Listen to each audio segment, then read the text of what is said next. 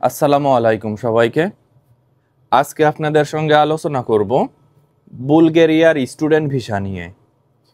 কিভাবে আপনারা এই স্টুডেন্ট ভিসা আবেদন করবেন, কি কি ডকুমেন্টস লাগবে এই ভিসা আবেদনের জন্য, এবং সঠিক নিয়মে কিভাবে সেই ডকুমেন্টসগুলো আপনারা রেডি করবেন, এই সকল বিষয় নিয়ে ইনশাআল্লাহ আপনাদের সঙ্গে আলোচনা করার চেষ্টা করব।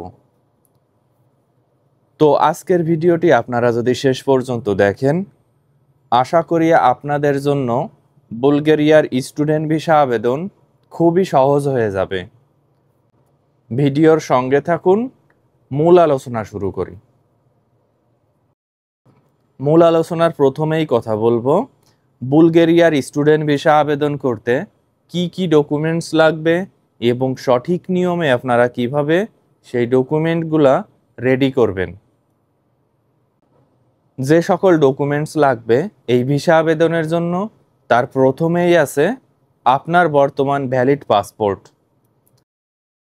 আপনার পাসপোর্টের মেয়াদ মিনিমাম 6 মাস থেকে 1 বছর থাকা লাগবে, এবং আপনার বর্তমান পাসপোর্টের সঙ্গে সঙ্গে যদি কোনো পুরাতন পাসপোর্ট থেকে থাকে, সেক্ষেত্রে অবশ্যই উভয় পাসপোর্টই আপনার ভিসা আবেদনের সময় জমা দিতে হবে। আপনার উভয় পাসপোর্টের যে ইনফরমেশনাল পেজ আছে, সেই পেজের 1 থেকে 2 সেট ফটোকপি অবশ্যই আপনার ভিসা আবেদনের সময় আপনার সঙ্গে রাখতে হবে। পাসপোর্টের সঙ্গে সঙ্গে আপনার প্রয়োজন হবে পাসপোর্ট সাইজ ছবি। এই পাসপোর্ট সাইজ ছবির ব্যাকগ্রাউন্ড অবশ্যই সাদা থাকা লাগবে, এবং এই ছবির সাইজ হতে হবে 3.5 ইন্টু 4.5 মিলিমিটার। ভিসা আবেদনের জন্য সঠিক নিয়মের ছবি কিন্তু খুবই গুরুত্বপূর্ণ। এই ছবির জন্য আপনার ভিসা আবেদন বাতিল হয়ে যেতে পারে। এখন যে ডকুমেন্টটি নিয়ে আপনাদের সঙ্গে আলোচনা করব, সেই ডকুমেন্টটি হলো ভিসা অ্যাপ্লিকেশন ফর্ম। ভিসা আবেদনের জন্য ভিসা অ্যাপ্লিকেশন ফর্ম কিন্তু অপরিহার্য। যদি কোনো প্রকার কোনো ভুল হয়ে থাকে আপনার এই ভিসা অ্যাপ্লিকেশন ফর্মে, সেক্ষেত্রে কিন্তু আপনার ভিসা আবেদন বাতিল হয়ে যাবে। অনলাইন থেকে আপনাদের এই ভিসা অ্যাপ্লিকেশন ফর্মটি ডাউনলোড করতে হবে, এবং সঠিক নিয়মে যেখানে যে ইনফরমেশন চাইবে সেখানে সে ইনফরমেশনগুলো পূরণ করতে হবে। আপনারা যখন ভিসা আবেদনের জন্য এই ভিসা অ্যাপ্লিকেশন ফর্মটি পূরণ করবেন, আপনার যাবতীয় ডকুমেন্ট আপনার সঙ্গে রেখে সঠিক নিয়মে সেই ভিসা অ্যাপ্লিকেশন ফর্মটি পূরণ করার চেষ্টা করবেন। ভিসা অ্যাপ্লিকেশন ফর্মের পরে আছে ইউনিভার্সিটি অ্যাকসেপ্টেন্স লেটার।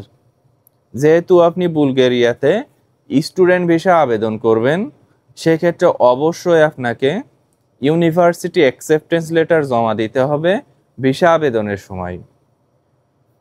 সর্বদাই চেষ্টা করবেন বুলগেরিয়ার র্যাঙ্কিং ইউনিভার্সিটিগুলো থেকে এই অ্যাকসেপ্টেন্স লেটারগুলো আপনারা সংগ্রহ করার।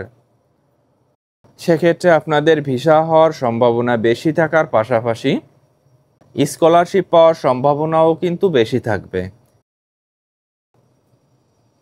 ইউনিভার্সিটি অ্যাকসেপ্টেন্স লেটারের সঙ্গে সঙ্গে আপনার প্রয়োজন হবে এডুকেশনাল ডকুমেন্টস।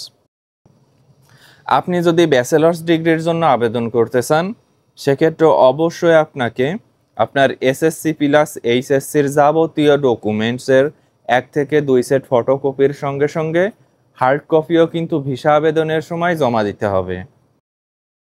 এবং আপনি যদি মাস্টার্স ডিগ্রির জন্য আবেদন করতে চান, সেক্ষেত্রে অবশ্যই আপনাকে এসএসসি প্লাস এইচএসসির ডকুমেন্টের সঙ্গে সঙ্গে ব্যাচেলার্স ডিগ্রির ডকুমেন্টও কিন্তু ভিসা আবেদনের সময় জমা দিতে হবে।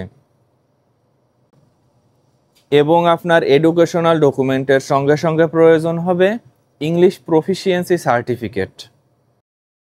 বুলগেরিয়ার অধিকাংশ ইউনিভার্সিটিই কিন্তু অ্যাডমিশনের জন্য ইংলিশ প্রফিসিয়েন্সি সার্টিফিকেট চেয়ে থাকে। হয়তো হাতে গোনা কয়েকটি ইউনিভার্সিটি আছে, যে সকল নিম্নমানের ইউনিভার্সিটিগুলোতে আপনারা আইএলটিএস ছাড়াই আবেদন করতে পারবেন। কিন্তু আইএলটিএস অথবা টোফেল ছাড়া হয়তো আপনারা সেই ইউনিভার্সিটিতে অ্যাডমিশন পেতে পারেন, কিন্তু আপনার এই আইএলটিএস অথবা টোফেল স্কোর ছাড়া কিন্তু আপনার ভিসা হওয়ার সম্ভাবনা খুবই কম থাকবে। বিদেশে পড়ালেখা করতে যাওয়ার জন্য ইংলিশ প্রফিসিয়েন্সি সার্টিফিকেটের গুরুত্ব কিন্তু অপরিসীম। এখন যে ডকুমেন্টটি নিয়ে আপনাদের সঙ্গে আলোচনা করব, বাংলাদেশ থেকে যে কোনো দেশের ভিসা আবেদনের জন্য এই ডকুমেন্টটি কিন্তু খুবই গুরুত্বপূর্ণ। আপনার এই ডকুমেন্টটিতে যদি কোনো প্রকার কোনো ভুল ত্রুটি হয়ে থাকে, সেক্ষেত্রে কিন্তু আপনার ভিসা হওয়ার সম্ভাবনা একদমই কম থাকবে। এবং সেই ডকুমেন্টটি হলো ব্যাংক স্টেটমেন্ট। যেহেতু আপনি ইউরোপের একটি দেশে ভিসা আবেদন করবেন, অবশ্যই কিন্তু আপনার ব্যাংক স্টেটমেন্টে যথেষ্ট পরিমাণ টাকা থাকা লাগবে। আপনার ব্যাংক স্টেটমেন্টে যদি যথেষ্ট পরিমাণ টাকা না থাকে, সেক্ষেত্রে কিন্তু আপনার ভিসা হবে না। এবং বর্তমানে বিভিন্ন অসৎ উপায়ে অনেকেই কিন্তু ইউরোপের বিভিন্ন দেশে ভিসা আবেদনের সময় ফেক ডকুমেন্ট জমা দেওয়ার চেষ্টা করছে। আপনারা সর্বদাই চেষ্টা করবেন সৎ উপায়ে সঠিক নিয়মে সকল ডকুমেন্ট জমা দেওয়ার জন্য। কেননা অ্যাম্বাসি অথরিটি যদি বুঝতে পারে যে আপনার এই ব্যাংক স্টেটমেন্টটি টোটালি ফেক, সেক্ষেত্রে কিন্তু সারা জীবনের জন্য ইউরোপের যে কোনো দেশের ভিসা আবেদন আপনার জন্য বন্ধ হয়ে যেতে পারে। ব্যাংক স্টেটমেন্টের পরে আপনার প্রয়োজন হবে প্রুফ অফ অ্যাকোমোডেশন। বুলগেরিয়ার যে ইউনিভার্সিটিতে আপনি অ্যাডমিশন নেবেন, আপনি যদি চিন্তা করে থাকেন যে সেই ইউনিভার্সিটির ডরমেটরিতে আপনি অবস্থান করবেন, সেক্ষেত্রে অবশ্যই আপনাকে ডরমেটরির প্রমাণপত্র ভিসা আবেদনের সময় জমা দিতে হবে। এবং আপনি যদি চান যে আপনি নিজের মতো করে বাসা ভাড়া করে থাকবেন বুলগেরিয়াতে, তাহলে সেই বাসার কন্ট্রাক্ট পেপারের একটি কপি ভিসা আবেদনের সময় জমা দেওয়া বাধ্যতামূলক। প্রুফ অফ অ্যাকোমোডেশনের সঙ্গে সঙ্গে আপনার প্রয়োজন হবে কাভার লেটার। স্টুডেন্ট ভিসা আবেদনের ক্ষেত্রে কাভার লেটার কিন্তু খুবই গুরুত্বপূর্ণ। এই কাভার লেটারে আপনাদের সুন্দরভাবে উল্লেখ করতে হবে যে কী কারণে পৃথিবীর অন্যান্য দেশ ব্যতীত আপনারা এই বুলগেরিয়া দেশটি পড়ালেখার জন্য বেছে নিলেন এবং আপনার ফিউচার প্ল্যান কি। আপনি যদি বুঝে উঠতে না পারেন যে কিভাবে একটি কাভার লেটার লিখতে হয়, সেক্ষেত্রে গুগল সার্চ করতে পারেন, অসংখ্য স্যাম্পল পেয়ে যাবেন এই কাভার লেটারের। কাভার লেটারের সঙ্গে সঙ্গে আরও প্রয়োজন হবে আপনার ফ্লাইট টিকিট। ভিসা অ্যাপ্রুভ হওয়ার পরে কত তারিখে আপনাদের বুলগেরিয়াতে যাওয়ার প্ল্যান আছে, তার একটি ফ্লাইট টিকিট কিন্তু অবশ্যই আপনাদের ভিসা আবেদনের সময় জমা দিতে হবে। এবং সর্বশেষ যে ডকুমেন্টটি নিয়ে কথা বলবো, সেই ডকুমেন্টটি হলো পুলিশ ক্লিয়ারেন্স সার্টিফিকেট। বাংলাদেশে আপনার কোনো প্রকার কোনো ক্রিমিনাল রেকর্ড আছে কিনা তার প্রমাণ হিসাবে আপনাদের একটি পুলিশ ক্লিয়ারেন্স সার্টিফিকেট ভিসা আবেদনের সময় জমা দিতে হবে। অনলাইন থেকে আপনারা খুব সহজেই কিন্তু এই পুলিশ ক্লিয়ারেন্স সার্টিফিকেটটি 1 থেকে 2 সপ্তাহের মধ্যেই পেয়ে যাবেন। এই যে সকল ডকুমেন্ট নিয়ে আপনাদের সঙ্গে আলোচনা করলাম, এর প্রত্যেকটা ডকুমেন্টই কিন্তু আপনার ভিসা আবেদনের জন্য বাধ্যতামূলক। এই সকল ডকুমেন্টের কোনো একটি ডকুমেন্ট আপনার ভিসা আবেদনের সময় যদি মিসিং হয়ে থাকে অথবা ভুল হয়ে থাকে, তাহলে কিন্তু আপনার ভিসা আবেদন বাতিল হয়ে যেতে পারে। তাই ভিসা আবেদনের পূর্বে বারবার চেক করে নেবেন যেন আপনার কোনো প্রকার কোনো ডকুমেন্টে সমস্যা না হয়ে থাকে। তো আজকের ভিডিওটি এ পর্যন্তই শেষ করছি।